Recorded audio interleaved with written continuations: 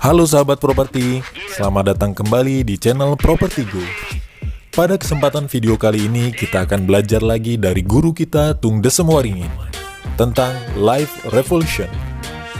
Jangan lupa like, share, and subscribe pada channel ini jika sahabat menyukai video ini.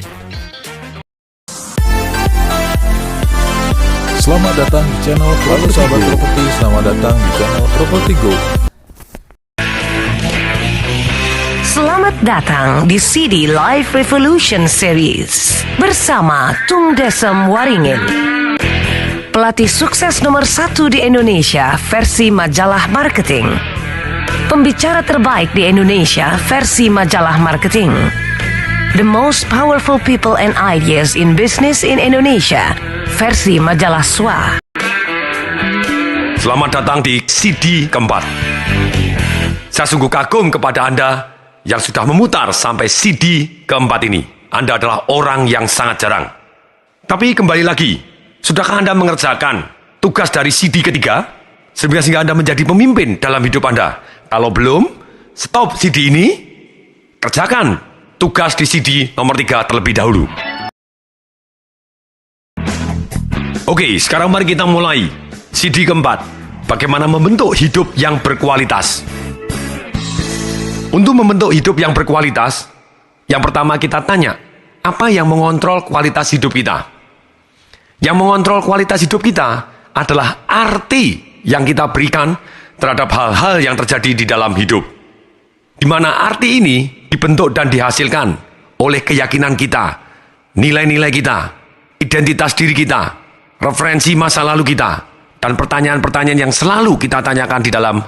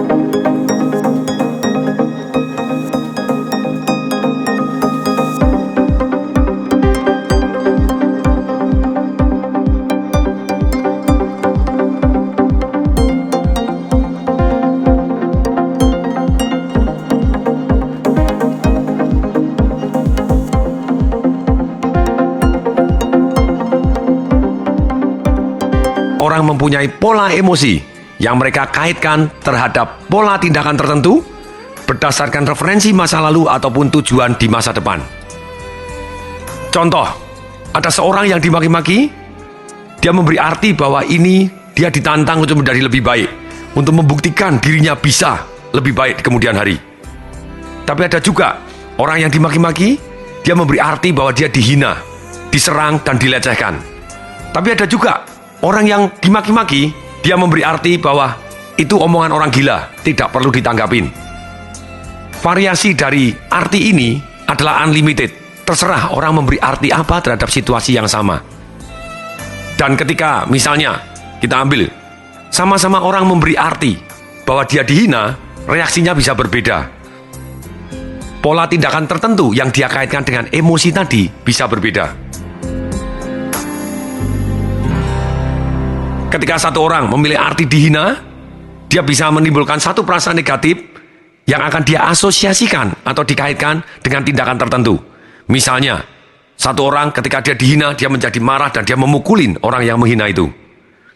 Tapi juga bisa ada orang yang sama-sama dihina, dia perasaan marah dan negatif, tapi dia pura-pura bahwa hinaan tersebut tidak ada dampaknya apapun. Tapi ada juga orang ketika dihina, dia tidak memukulin, pura-pura bahwa hinaan tadi tidak ada efeknya, tapi dia malah marah dan kemudian melaporkan kepada polisi. Variasi dari tindakan ini adalah unlimited. Dan semua tindakan ini dibentuk karena asosiasi mengarah kenikmatan atau menghindari kesengsaraan. Dan kenikmatan serta kesengsaraan ini adalah relatif satu dengan yang lain. Sebelum kita bahas lebih dalam mengenai asosiasi, ada 3 jenis asosiasi yang harus kita kenal. Satu adalah asosiasi yang salah, yaitu mencari nikmat jangka pendek dan tidak peduli jangka panjangnya sengsara luar biasa.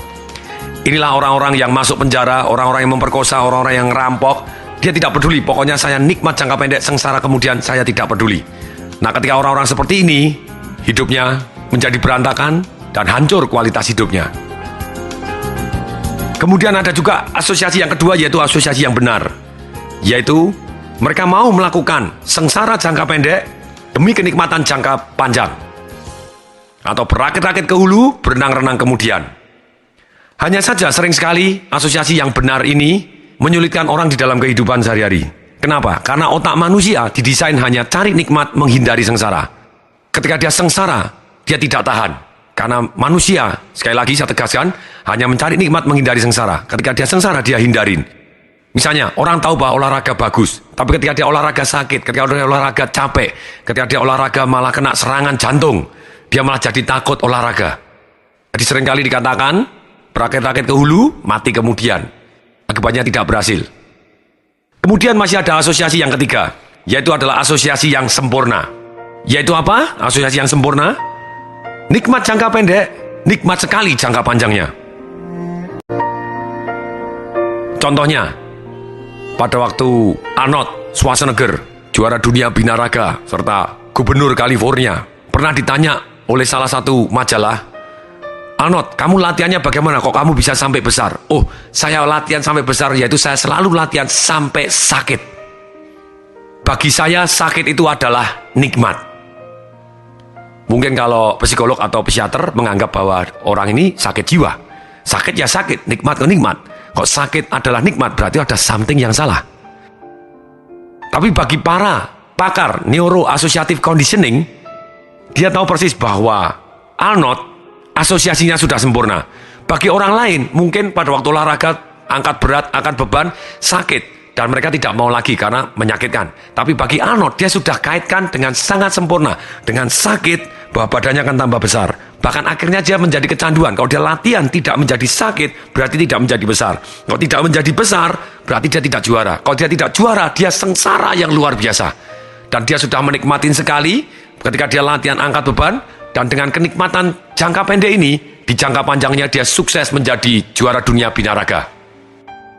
Nah, pertanyaannya, bagaimana kita bisa mengkaitkan sesuatu hal yang sengsara bagi orang lain, tapi kita bisa anggap nikmat?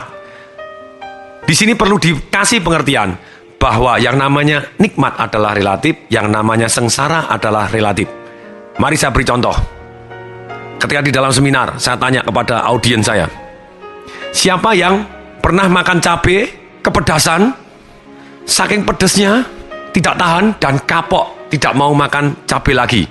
Tapi akhirnya hari ini kalau tidak pakai cabai malah rasanya tidak enak. Siapa yang pernah mengalami seperti itu? Banyak orang yang angkat tangan. Aha. Kemudian saya tanya lagi, siapa yang pernah mengalami juga makan kepedesan, sangat-sangat pedas sekali karena cabainya banyak, dan kemudian sampai hari ini Anda tidak suka makan cabai? Nah, ternyata ada sekian banyak juga orang yang angkat tangan. Kenapa? Karena adalah relatif. Bagi yang satu, ketika pedas, dia bisa menghentikan. Tapi yang satu, kenapa kok dia bisa lanjut? Mungkin pada waktu itu, orang tuanya terbiasa makan cabai juga, dan kemudian pada waktu makan cabai, anaknya dikasih empowerment atau penguatan. Ye, bagus, sekarang udah berani makan cabai, ye, bagus. Jadi dia mendapatkan kenikmatan dalam sudut yang lain. Ketika dia rasakan pedas, ternyata saya dapat tepuk tangan dari orang tua saya. Mendadak saya mendapatkan kenikmatan. Lama-lama dia pedas-pedas yang awalnya tidak nikmat pun akhirnya bisa menjadi nikmat. Demikian juga pembentukan asosiasi yang salah. Totally salah. Misalnya seperti orang merokok. Pada waktu awal merokok, apakah enak? Pasti. Kalau boleh dikata, semua orang yang pertama kali merokok merasa bahwa rokok itu tidak enak. Tapi kenapa kok dia tetap merokok? Kalau ditakdirkan katanya otak ini hanya cari nikmat menghindari sengsara. Yes, bisa jadi dia kaitkan bahwa kalau dia tidak merokok, dia tidak diterima oleh teman-temannya. Dan teman-temannya ngomong, kalau kamu merokok, kamu gagah. Bagaimana gagah? Malah mungkin bisa jadi impoten. Tapi dalam hal ini, pada waktu kita masih muda, kita tidak mengetahui efek-efek negatif semuanya. Yang ada bahwa kalau kita merokok, keren. Dengan demikian dikaitkan dengan keren tadi, terjadilah asosiasi yang salah, yang sempurna. Tidak nikmatnya jangka pendek, mendadak bisa menjadi nikmat, padahal jangka panjangnya sengsara luar biasa. Bayangin, misalnya rokok tadi adalah bau dan tidak enak, menyakitkan, menyesakkan nafas, dan kemudian jangka panjangnya membuat orang bisa jadi impoten, anak-anak di kandungan bisa cacat, terus bisa laku dan membuat orang menjadi kecanduan. Apa yang dilakukan oleh perusahaan-perusahaan rokok ketika dia melakukan kampanye? Dia memberi arti yang berbeda. Kampanyenya dilakukan, misalnya warung rokok, kesannya jantan, kesannya hebat, kesannya cool, dan dibombardir dengan iklan, sampai akhirnya membekas di dalam otak. Terjadi satu pola yang salah sempurna. Jangka pendek yang tidak nikmat jadi kesannya nikmat, jangka panjang sengsara dia sudah tidak peduli lagi, karena seolah jantan, cool, dan hebat. Pertanyaan berikutnya, supaya hidup kita berkualitas, bagaimana kita bisa menghasilkan asosiasi yang sempurna, yang baik? Sebagai salah satu contoh, pada waktu saya bekerja di Malang dan kemudian akan membuka toko buku di Jogja. Setiap hari Jumat malam, saya naik mobil 7 jam menuju ke arah Yogyakarta dari Malang, dan terus hari Minggu malam 7 jam dari Jogja berangkat pergi ke Malang, kembali lagi. Pada waktu itu saya merasa tidak nikmat, perjalanan begitu jauhnya saya tidak nikmat. Tidak nikmat jangka pendek, tapi saya tahu bahwa jangka panjangnya akan nikmat. Kalau saya membuka usaha saya sendiri dan akhirnya sukses, saya akan jadi nikmat. Dan pada waktu itu saya bertanya, ini, bagaimana kita bisa mempunyai asosiasi sempurna? Satu, dengan kita membiasakan. Ketika Anda menjadi kebiasaan terus sampai akhirnya menjadi kecanduan tanpa disadarin menjadi pola yang terbentuk. Kalau kasus cabai misalnya, dulu saya juga tidak suka cabai. Kemudian saya punya satu orang pembantu, laki pada waktu itu, dia hobi sekali makan cabai. Pada waktu saya dibuatin cabai, selalu saya marah-marah, kepedesan, tidak enak, tidak boleh pakai cabai. Dia pintar, pertama kali dikasih cabai seperempat. Kemudian kasih cabai lama-lama setengah. Saya tanpa tahu bahwa sausnya ditambahin cabai sehingga semakin lama semakin banyak. 3/4, akhirnya 1. Nah, saya hanya tahu ketika pembantu saya tadi pulang, kemudian saya ada pembantu yang menggantikan sementara. Pada waktu dimasakin saya bilang, tidak perlu pakai cabai. Ternyata begitu tanpa cabai sama sekali, kok rasanya kurang enak ya. Kemudian pada waktu pembantu saya yang lama kembali kerja, kemudian saya tanya, kamu buatnya sausnya tuh bagaimana sih? Kok rasanya katanya tidak pakai cabai kok sekarang jadi tidak enak? Oh iya Pak, sudah saya kasih cabai dikit-dikit. Lama-lama Bapak tidak terasa, jadi Bapak jadi suka cabai. Aha, kita bisa melakukan perubahan yang seperti itu. Dari sedikit-sedikit dilatih sampai kita tidak merasa, akhirnya kita menjadi hal-hal yang tadinya tidak nikmat menjadi nikmat. Kemudian yang kedua, kita bisa membimbing dengan pertanyaan supaya asosiasi kita menjadi sempurna. Pada waktu saya jalan jauh dari Malang pergi ke Jogja 7 jam, pakai pertanyaan. Saya tanya, harus nggak ini saya jalanin? Harus, karena saya punya kenikmatan jangka panjang yang jelas bahwa kalau saya punya usaha sendiri, saya bisa merdeka secara keuangan, dan usaha tadi bisa kerja dengan atau tanpa saya, tapi saat di awal memang butuh perjuangan. Tapi kalau saya menganggap bahwa itu perjuangan dan ketidaknikmatan, karena otak hanya didesain cari nikmat, menghindari sengsara, bisa jadi saya putus asa di tengah jalan. Dan untuk itu, saya pakai pertanyaan, supaya saya nikmat, apa yang harus saya lakukan? Ini pertanyaan yang luar biasa. Kalau kita tahu dengan pertanyaan pertama, harus tidak? Harus, karena kenikmatan jangka panjangnya sudah jelas. Kemudian setelah pertanyaan pertama dijawab, harus tidak? Sudah terjawab, harus. Pertanyaan yang kedua ditanyakan kepada diri kita sendiri. Oke, supaya nikmat, apa yang harus saya lakukan? Pada waktu itu saya sebagai wakil pemimpin cabang di sebuah bank, Dan saya tahu kalau saya naik mobil baru itu ternyata lebih nikmat dibanding kalau naik mobil lama. Padahal secara budget itu mobilnya pada waktu itu di cabang utama tadi ada sekitar 50 mobil yang lama. Kita budget setiap tahun ganti 5 mobil baru, 5 mobil baru, 5 mobil baru. Dan saya sebagai pemimpin, otomatis saya setiap tahun dapat mobil yang baru. Aha, mobil baru lebih nikmat. Kemudian saya tanya lagi, waktu saya berangkat naik mobil saya merasa tidak nyaman dan tidak tenang. Karena pada waktu malam ada sinar dari mobil yang berlawanan dari mobil saya. Walaupun saya waktu itu pakai driver dan saya tidur di tengah, seringkali nyalanya tidak enak. Karena nyalanya tidak enak, oke, sekarang saya bawa bantal. Dan saya pilih mobil yang ada safety beltnya dan ada sandaran kepalanya. Jadi jauh lebih aman. Dan kemudian saya biasanya ambil posisi tidur, terus kemudian safety belt saya pasang di antara bantal yang saya peluk di dada saya dan saya merasa lebih tenang, lebih aman. Aha, jadi lebih nikmat. Kemudian saya tanya lagi, supaya lebih nikmat lagi apa yang harus saya lakukan setelah bawa bantal? Beli kaset. Zaman dulu belum populer CD. Kaset, kenapa tidak? Kaset-kaset motivasi.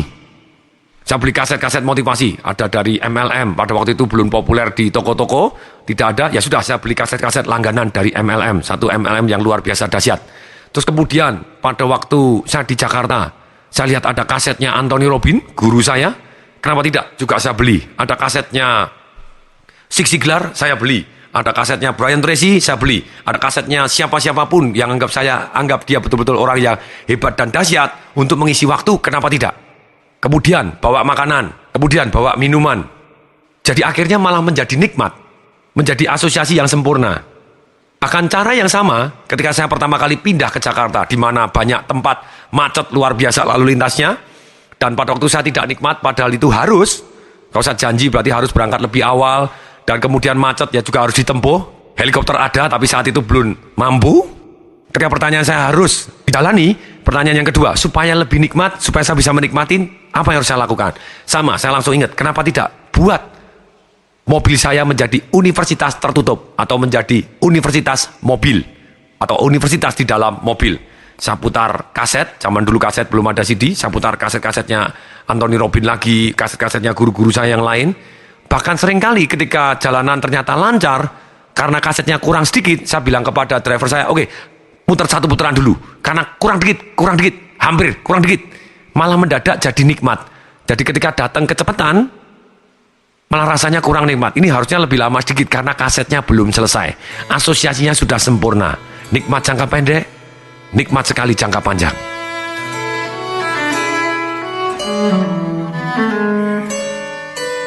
Misalnya lagi, pada waktu saya baca buku Emotional Quotient, karangan Daniel Goleman, yang tebal luar biasa dan sangat berat, saya baca tertidur, saya tidak nafsu untuk baca. Padahal saya tanya, harus selesai nggak? Harus, karena bidang saya termasuk bagaimana merubah hidup orang lain, saya harus tahu apa yang ada di dalam bukunya Daniel Goleman tentang Emotional Quotient tadi. Ketika pertanyaan pertama dijawab bahwa itu harus, saya tanya pakai pertanyaan yang kedua. Supaya nikmat, apa yang harus saya lakukan? Kemudian keluar ide gila. Kenapa tidak masuk ke dalam bak mandi saya yang ada whirlpoolnya, kemudian air hangat. Saya putarkan lagu nada barok, lagu-lagu klasik yang nadanya barok. Barok itu sifat ketukannya 60 ketukan semenit. Jadi persis seperti dengan detak jantung kita, yang membuat kita membaca jauh lebih nikmat, belajar jauh lebih cepat. Kemudian saya berikan aromaterapi lavender plus lemon yang membuat otak saya segar dan fresh. Kemudian saya buatkan bak saya whirlpoolnya dikasih busa hangat, dan kemudian saya nyebur. Ketika saya nyebur di sana, saya membaca, nikmat ini. Baca begini sambil nikmat. Sampai akhirnya 2 jam. Ketika airnya sudah dingin, saya tendang lagi air panasnya, keluar air panasnya lagi, sabunnya habis saya tambahin sabun lagi. Saya kasih minuman di kanan saya. Kemudian juga ada makanan kecil, sambil makanan kecil, sambil minuman, sambil di whirlpool. Baca buku nyaman sekali. Sampai akhirnya dicari oleh istri saya. Hoi, itu mandi 2 jam, mandi atau tenggelam? Yang jelas saya menikmati sekali prosesnya. Sehingga saya asosiasinya jadi sempurna. Nikmat sekarang, nikmat sekali kemudian hari. Itu tekniknya. Masih banyak teknik yang akan membahas kita bagaimana kita bisa memberikan arti yang baik terhadap suatu hal yang wajib kita lakukan, sehingga kita menjalaninya dengan nikmat. Yang akan dibahas di CD-CD berikutnya.